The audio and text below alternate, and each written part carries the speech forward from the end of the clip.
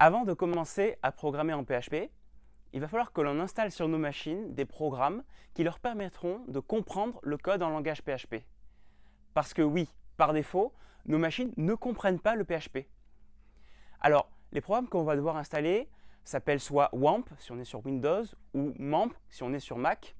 Mais dans tous les cas, ce sont des packages qui nous permettront d'installer automatiquement des sous-programmes qui sont indispensables.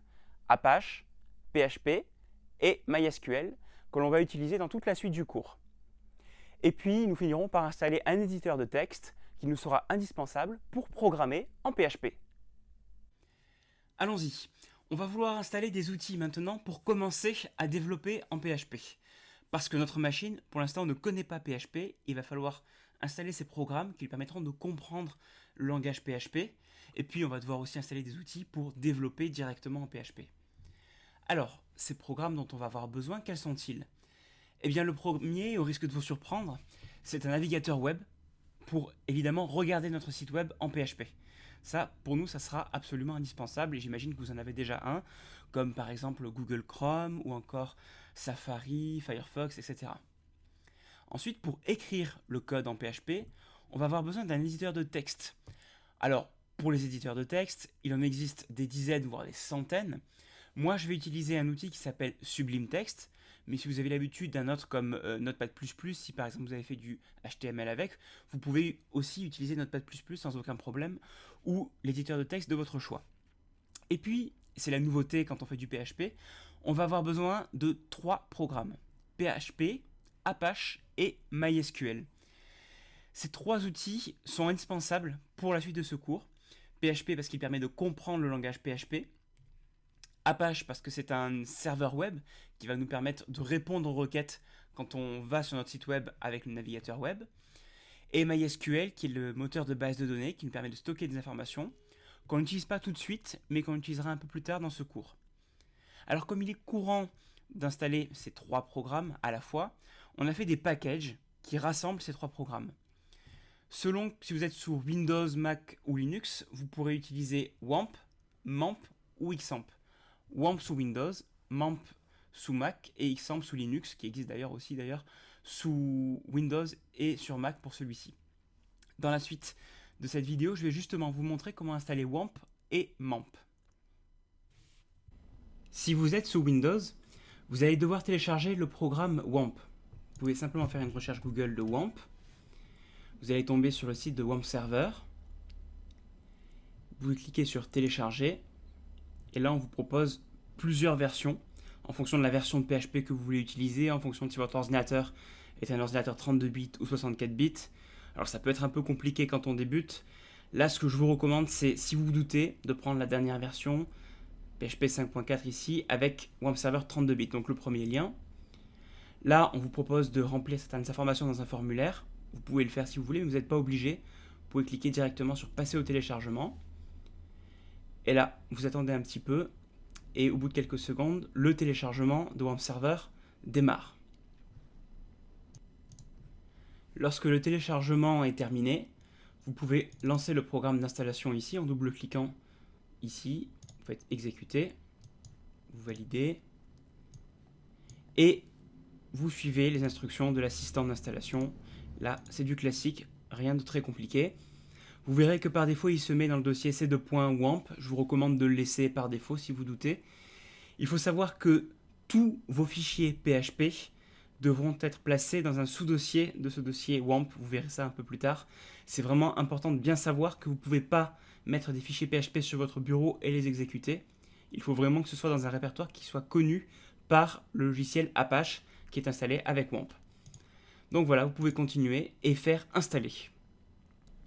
Une fois WAMP installé, vous avez un raccourci pour démarrer WAMP Server. Et vous allez voir qu'une petite icône va se mettre dans la barre des tâches. Voilà, au départ elle est rouge, ensuite elle est orange, ensuite elle est verte. Lorsqu'elle est verte, ça veut dire que tous les programmes associés à WAMP ont été démarrés, en l'occurrence Apache, PHP et MySQL. Si vous faites un clic gauche, vous voyez que vous pouvez directement arrêter les serveurs, ou les démarrer, ou les redémarrer. Ça peut être utile quand on fait des changements de configuration. Vous pouvez afficher directement le contenu du dossier localhost. Voilà, là vous allez trouver un certain nombre de liens vers les projets que vous avez démarrés. Vous avez différents éléments de configuration pour PHP, Apache, MySQL, ça on ne va pas trop l'utiliser.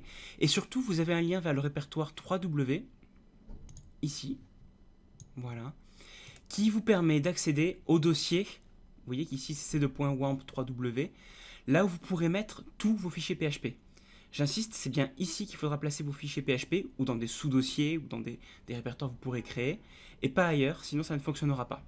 Voilà, vous avez installé WAMP, et vous allez pouvoir commencer à développer en PHP sous Windows. Pour installer MAMP, on va aller sur le site web de MAMP, donc tout simplement faire une recherche dans Google, MAMP, et on va tomber sur mamp.info, qui est le site web de MAMP, qui nous propose de télécharger MAMP. Alors il y a deux versions, une version gratuite et une version professionnelle. Et dans ce qui nous concerne, la version gratuite sera amplement suffisante. Donc on va la télécharger, download. Et on va cliquer ici sur ce bouton pour le télécharger. Voilà, download. Et là, le programme MAMP commence à se télécharger.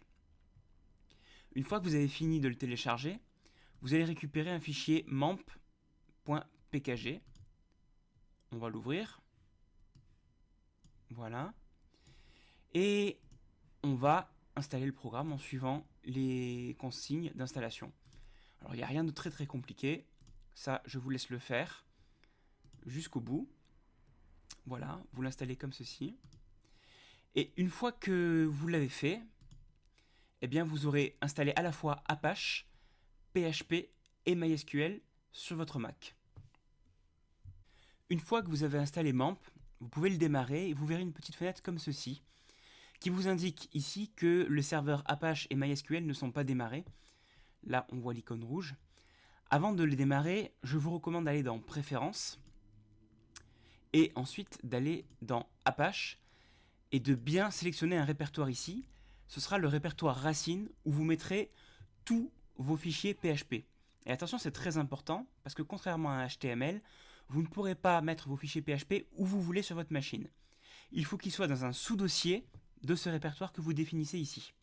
Donc moi c'est dans mon répertoire personnel, user matteo21 /dev/repo, et ensuite dans tous les sous-dossiers que je pourrais mettre à l'intérieur, les fichiers PHP pourront être exécutés. Par contre je ne pourrais pas les mettre ailleurs, par exemple sur mon bureau ou quoi, là ça ne pourra pas marcher. Donc voilà, choisissez bien ce répertoire, et une fois que vous l'avez fait, vous pouvez démarrer les serveurs, ça démarre en général très très vite, voilà, et dès que les deux icônes sont vertes, vous pouvez commencer à développer en PHP en ouvrant un navigateur web et en vous rendant sur l'adresse http://localhost 2.8888 qui est le port ici qu'on utilise, et ça je vous le montrerai dans un prochain chapitre.